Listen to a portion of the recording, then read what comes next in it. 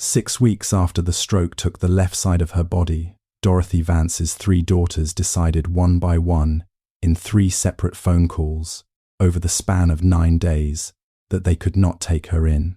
The boy across the street was 16. He did not know her name yet. He would learn it the morning he watched 3 oranges roll down her front steps, while she sat there with one hand that worked and no one coming. He picked up the oranges. He carried the bags. He said, "Yes, ma'am." Then he went to school. He did that every morning for 2 years. She did not know yet what she would leave him. He did not know yet what she had been keeping under her bed for 34 years. Dorothy Eleanor Vance was a school nurse for 34 years.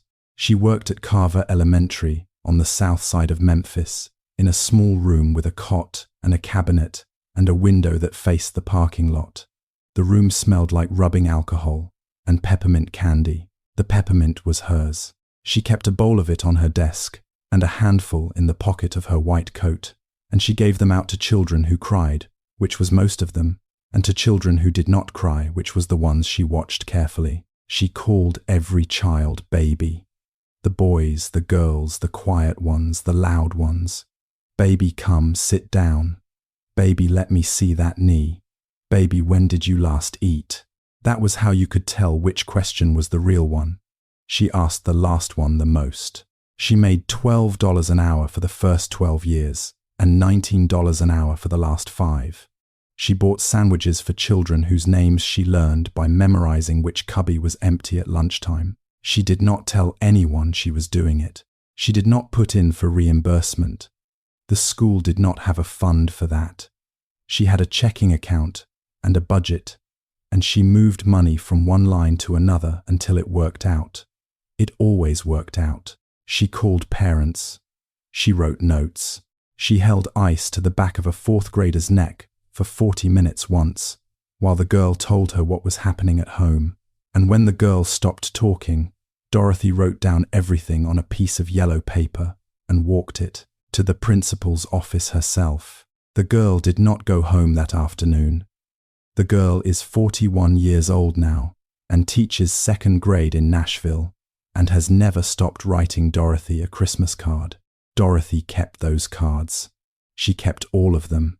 She retired at 67. The school was supposed to throw her a party. The party got cancelled because the district pulled the budget the week before. Nobody told her until the Friday. The principal apologized. Dorothy said it was fine. She said it like she meant it, which she mostly did, and she spent her last afternoon alone in the nurse's office, packing 34 years of things into 2 cardboard boxes. The boxes held what you would expect: a framed certificate, a coffee mug a child had painted for her in 1998, 3 binders of emergency protocols, a spare cardigan she kept on a hook for cold days. The bowl of peppermints empty now, the last handful given away that morning. She carried the boxes to her car one at a time because her shoulder had been bothering her. She put them in the trunk. She drove home to the house on Bellevue Street, the small brick house. She did not open the boxes. She set them down in the hallway and walked past them to the bedroom. Under the bed was a safe. It was old. Her father had bought it in 1972, and she had inherited it when he died, and it had lived under that bed for most of her adult life. She had a key on a ring in her dresser drawer. She got the key. She opened the safe. She put something inside. She locked it. She did not open it again for 4 years. The boxes stayed in the hallway for 2 days. On the 3rd day, she carried them to the spare room and stacked them in the closet and closed the door. That was the end of 34 years. Nobody called to check on her that week. Her 3 daughters did not know she had retired. She had not told them. She figured they were busy. She figured she would mention it next time they called. Dorothy had 3 daughters. They all left in their own way at their own speed for their own reasons. None of them left badly. That is what made it worse later. Denise was the oldest. She left first. Denise left Memphis at 22 for a job in Nashville. She had a degree in accounting and a fiancé with a plan and the kind of drive that does not look back because looking back slows you down. She married the fiancé. She divorced him 9 years later. She married someone else, a man named Richard, who managed a car dealership, and she built a life in a subdivision outside Nashville, with a lawn her husband cut on Saturdays, and a daughter who went to private school. Denise called her mother every Sunday, 15 minutes, sometimes 20. She asked about the weather. She asked if Dorothy was eating. She said, "I'll try to come visit soon." She said it every Sunday for 19 years. She never came. She always meant to. Denise was not a bad daughter. She loved her mother. She just loved her from Nashville, which is 210 miles from Memphis. And 210 miles is the kind of distance that turns love into something abstract. Abstract love is easy to postpone. You can postpone it forever and still feel on Sunday afternoons that you are a person who loves your mother. Brenda was the middle one. She left Memphis at 20 for Atlanta. Brenda sold real estate. She was good at it. She wore good shoes and carried a leather planner and drove a car that cost more than her mother's house. She sent Dorothy $200 on the first of every month through Zelle. She had been doing it for 12 years. She never called when she sent the money. The money was the call. That was what money was for in Brenda's head.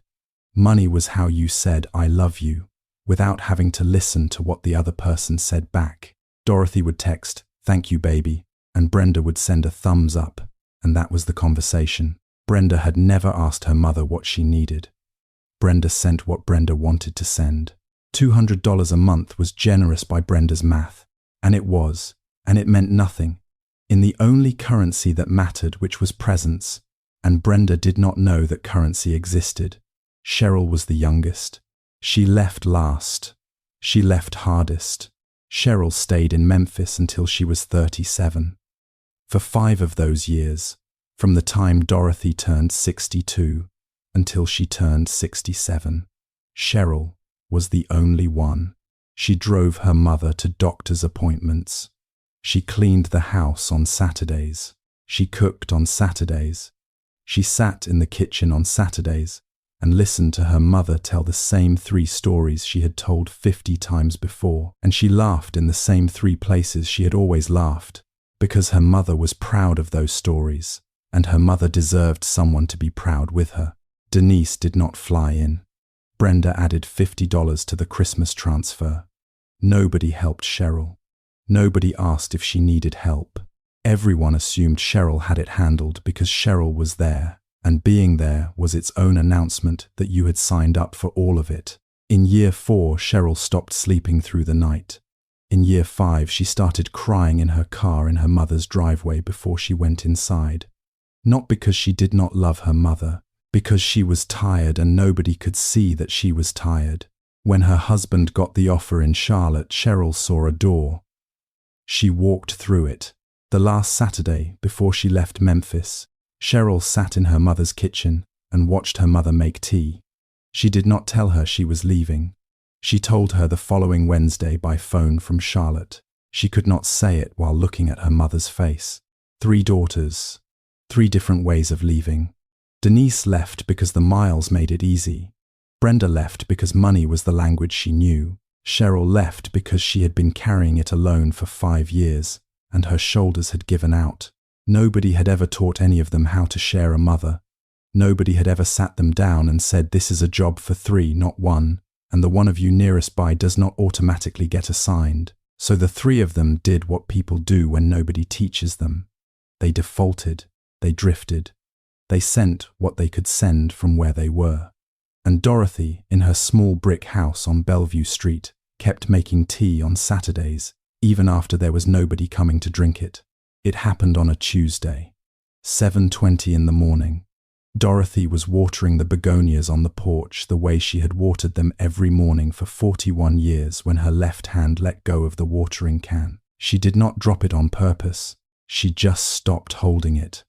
The can hit the porch, and the water ran across the boards and down the steps and pooled on the walkway, and Dorothy stood there for a moment, trying to understand why her hand had done that. Then her left leg stopped listening too.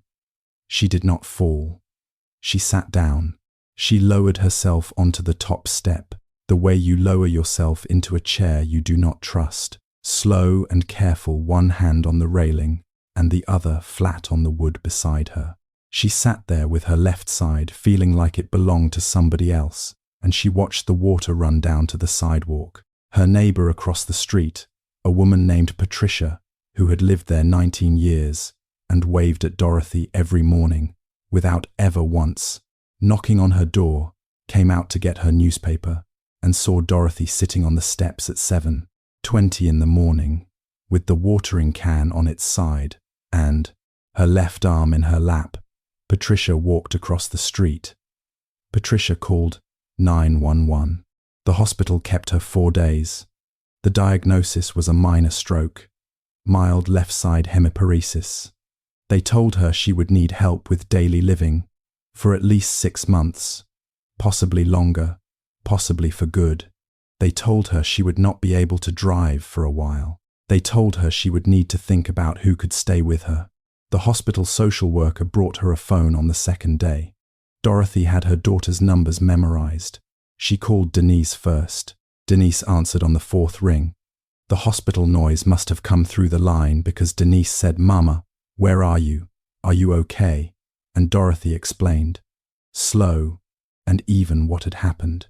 There was a pause. Dorothy could hear a television in the background. Then Denise said, "Mama, I wish I could, but Richard just started a new job and we don't have the space right now. Maybe in a few months once things settle. I'm going to look at it, I promise." The pause before the answer had been about 3 seconds long. The answer itself sounded like something Denise had been turning over in her head for a long time, like she had been preparing for this call for years, and now that it had come, all she had to do was read what she had already written. Dorothy said, "Okay, baby." She called Brenda next. Brenda picked up on the second ring and said, "Mama, hi, can it be quick? I'm at a closing." Dorothy said it would be quick. She told her about the stroke. Brenda's voice changed, but only the way a voice changes when somebody knows the right shape of concern to put on.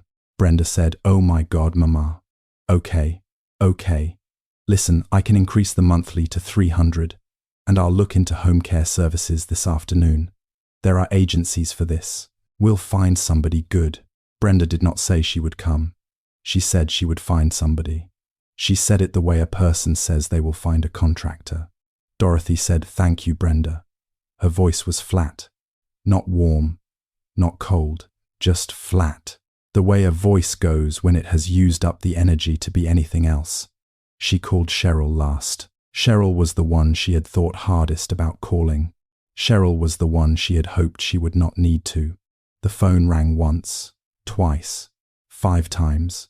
Dorothy almost hung up. Then Cheryl picked up and said, "Mama," Dorothy told her.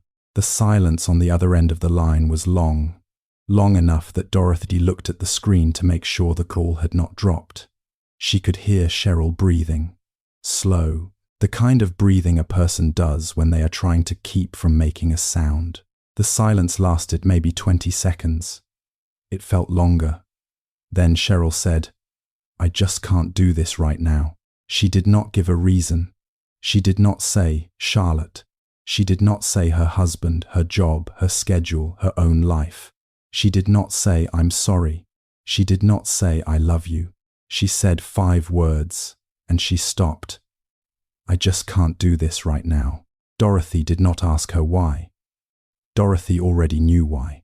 Dorothy had known for 5 years and had never said it out loud to anyone, not even to Cheryl.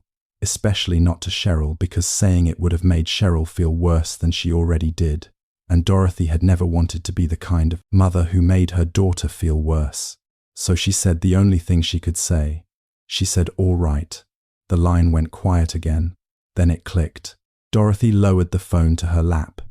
She sat there in the hospital bed, with the rails up on both sides, and the IV in her good arm, and the television on a news channel with the sound off. The nurse came in to check her vitals. The nurse was young, maybe 26, and she looked at Dorothy and at the phone and asked, gentle, the way you ask somebody who has just gotten bad news, "Is there anyone else you want to call, miss?" Vance, Dorothy, looked up at her.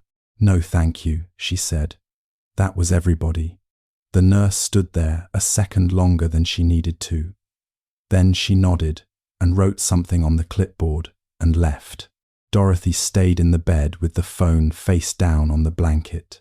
She did not cry. She did not move. She looked at the window. The window faced the parking lot. There was nothing in the parking lot worth looking at. She looked at it anyway. That was Tuesday afternoon around 3. By Friday, she was home. The house on Bellevue Street had not changed. Nobody had moved anything. The watering can was still on the porch where she had dropped it dry, now tipped over on its side. Patricia, from across the street, had picked up the mail and stacked it on the kitchen counter. There was a casserole in the refrigerator with a sticky note on it that said, "Heat at 350 for 30 minutes. You don't have to write back. Patricia." Dorothy stood in the kitchen for a long minute, looking at the casserole. Then she sat down at the table and tried to open the bottle of medication the hospital had given her. The cap was child-proof. You needed 2 hands. She tried to brace it against her chest with the weak arm. The arm could not hold pressure. She switched and tried to brace it against the table and twist with her good hand. The cap slipped. She tried again. The cap slipped again. It took her 3 minutes to open 1 bottle of pills. That was the new clock. That was the new measurement of everything from now on. The trip from the bedroom to the kitchen used to be 30 seconds. It was 4 minutes now. Pouring a glass of water with one hand was a project. Buttoning a shirt was a project. Putting on socks was a project that sometimes she just did not finish. She wore the same pair of slip-on house shoes for 6 days in a row because reaching down to deal with shoes was a battle she did not want to lose first thing in the morning. She could not drive. She could not lift 2 grocery bags. She could not climb the 3 steps up to her own front door without holding the railing with the only hand that worked. She started ordering taxis. $12 to the grocery store, $12 back, $24 a trip, 2 trips a week. The math added up faster than she wanted to think about.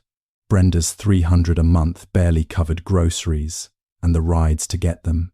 It was on a Thursday. The second bag was going to be a problem. She tried to lift it with her left hand. The hand closed around the handle but would not hold. The bag slipped.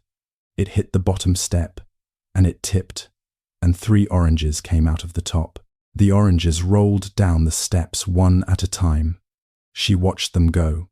She lowered herself onto the bottom step with the first bag still in her good hand. She did not call anyone. She did not have anyone to call. She just sat there with her one working hand wrapped around the handle of a grocery bag and watched her oranges roll across the sidewalk in the cool grey light of a Memphis morning at 6:15. From the window of the house across the street, a boy she had never spoken to watched her sit there. His name was Elijah James Turner. He was 16 years old. He lived in the small greenhouse directly across from Dorothy's, the one with the porch swing that creaked in the wind and the basketball hoop in the driveway that nobody used anymore. He lived there with his mother, Nadine. His mother worked the late shift at a barbecue place on Beale Street, prepping ribs and cleaning grills until 2 in the morning, and she got home at 3, and she slept until 10. Elijah made his own breakfast. He had been making his own breakfast since he was 11. His father had left when Elijah was 4. He did not remember much about him. A voice, maybe. A pair of brown work boots by the door. Then the boots were gone, and the voice was gone, and his mother started working 2 jobs, and Elijah learned how to be quiet in the mornings. He was an average student, C+B-. He did not play any sports. He did not have a group. Teachers did not write his name on the board for being good or bad. He sat in the 3rd row by the window in most of his classes, and he turned in his work on time, and he did not raise his hand much. The school counselor would not have been able to pick him out of a yearbook. He had one thing, though. He had one thing that 16-year-old boys are not famous for having. He noticed people. He picked up trash on the way to school, not because anyone asked him to, and not because he was trying to be a good person, but because he saw the trash there and his hands were free. He held doors for the kids behind him without looking back to see who they were. When the cafeteria lady forgot to put a fork on his tray, he did not say anything, because he could see she was tired, and he ate his macaroni with a spoon. He did not tell anyone he had done that. He just did it. That was Elijah. He watched Dorothy sit on her steps for maybe 45 seconds. The orange that had rolled the farthest had stopped against the front tire of his mother's parked car. He looked at the orange. He looked at the woman. He set down his backpack on the front porch. He walked across the street. He picked up the orange by his mother's tire, then the one in the grass, then the one on the sidewalk. He carried them in the crook of his arm up to the bottom step where Dorothy was sitting. He did not say anything yet. He bent down and picked up the second grocery bag that had tipped over, and he gathered the loose things back into it. A box of crackers, a can of green beans, a pack of chicken thighs in plastic. He put the oranges back in last. Then he carried both bags up the 3 steps and set them down by the front door. Dorothy was still sitting on the bottom step. She turned her head to look up at him. "Thank you, baby," she said. "Yes, ma'am," Elijah said. He walked back down the steps and across the street. He picked up his backpack from his porch. He went to school. He thought about her all day in third period algebra. The next morning, he was outside at 6:10. He sat on his front porch with his backpack between his feet, and he waited. 6:10, 6:15, 6:20. No taxi pulled up. The street was empty. He sat there until 6:30, and then he walked across the road and rang the doorbell. Dorothy answered slow. She was wearing a housecoat and her hair was pinned back, and she looked at him through the screen for a moment before she pushed the door open. "You need me to go to the store for you," Elijah said. "You don't have to do that," she said. "I know," he said. That was it. That was the whole conversation. She gave him a list, written in shaky block letters on the back of a grocery receipt, and $40 in cash, and he walked the 8 blocks to the Kroger on Lamar, and he came back 40 minutes later with 2 bags and the change. He set the bags inside the door. He gave her the change. He went to school. He did not tell anyone at school. He did not tell his mother. He did not put it on his Snapchat because he did not have a Snapchat. He just started walking to school 20 minutes earlier in the morning because the trip to the store added 20 minutes. And when one of his classmates asked him on the second week why he was getting to school so early, he said, "I just like walking in the morning." That was the whole explanation. He did the same thing the next day, and the next, and the next. 2 years passed. That is the part of the story that does not have a single big moment in it, and that is also the part of the story that mattered most. In the fall of the first year, Elijah noticed the bottom step on her porch was loose. He did not mention it. He came back on a Saturday afternoon with a hammer he had borrowed from the toolbox under his mother's kitchen sink and a handful of 3-inch nails he had bought himself for $4.37 at the hardware store on Lamar. He pulled the step up. He saw the wood had rotted underneath. He went back to the hardware store. He came back with a piece of pine cut to length. He fixed it. It took him most of the afternoon. Dorothy made him a peanut butter sandwich and watched from the kitchen window. When he was done, she came outside and stood on the step and pressed down with her good foot, and the wood did not move. She said, "That step has been loose since Bush was in office." Elijah said, "Which one?" She laughed. It was a small laugh. It was the second one. She had laughed since the stroke. That was when she started making the tea. Earl Grey. She had a tin of it in the cabinet she had not opened in years.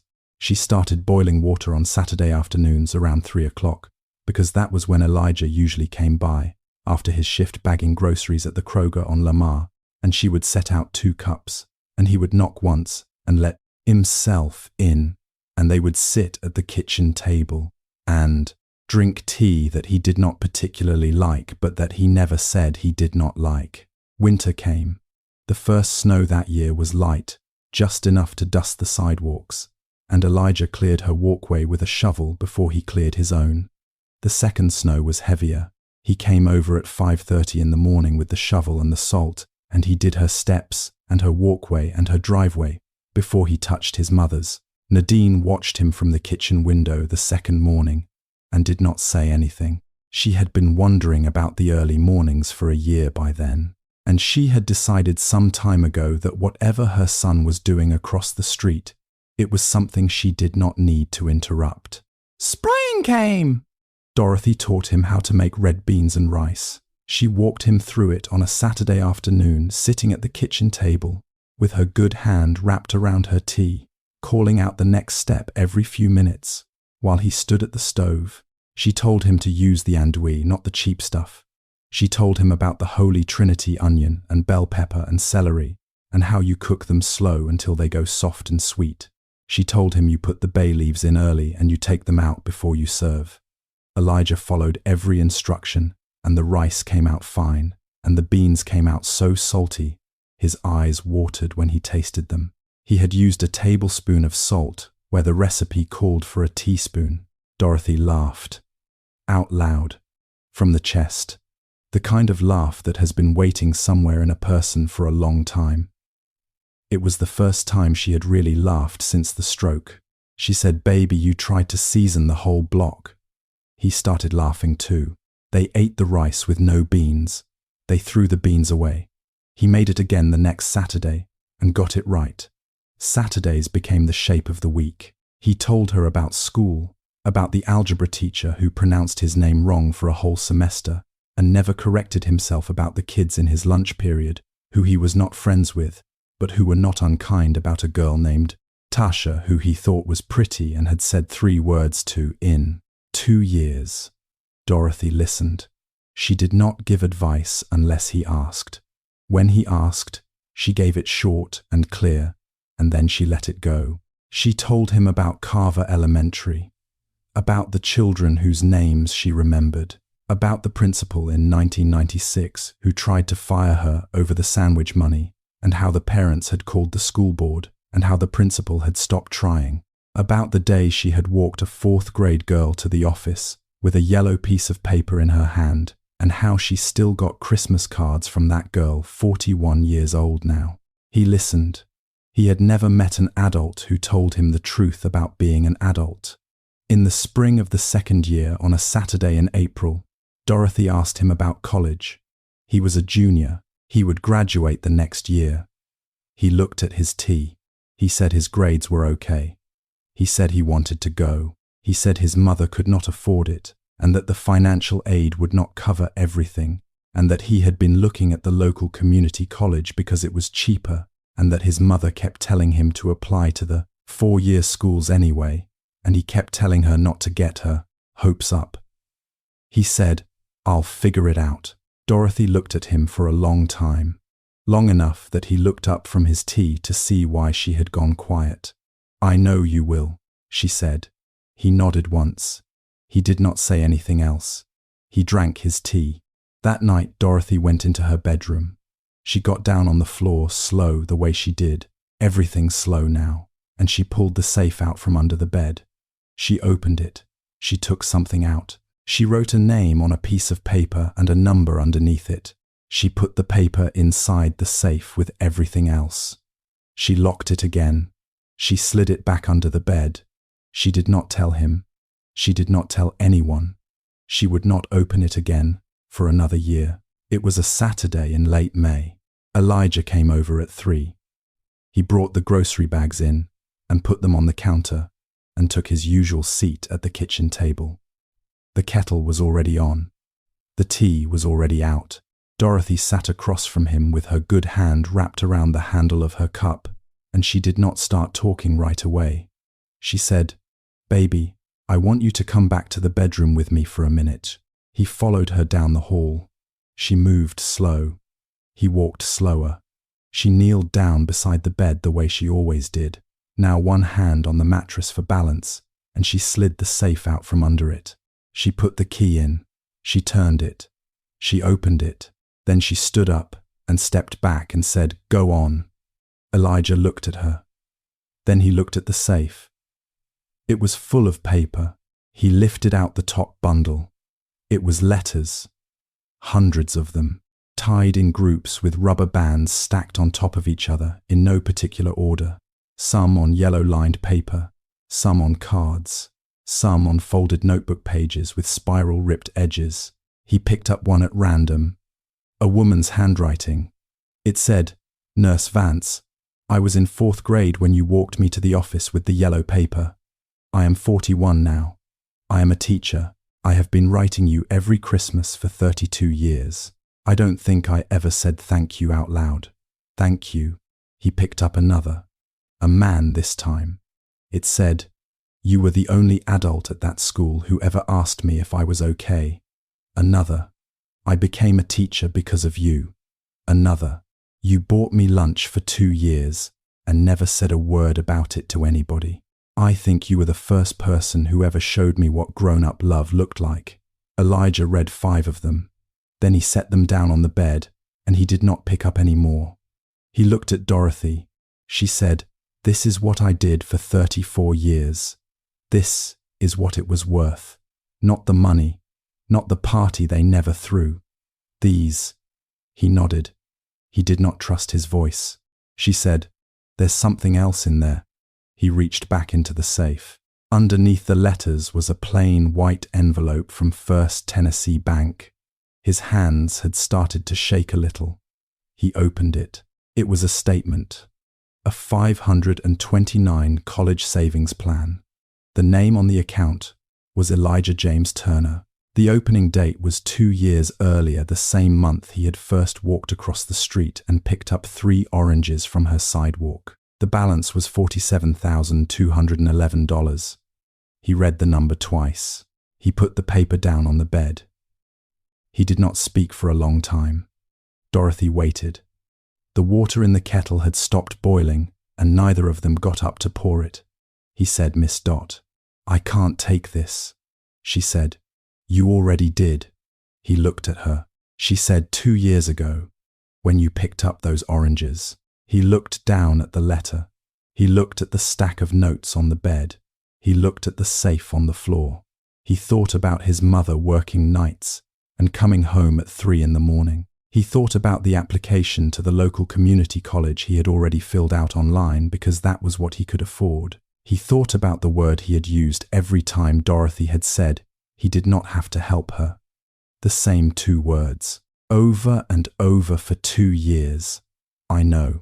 He said it now. Quiet. Different weight than the first time. Different weight than the second.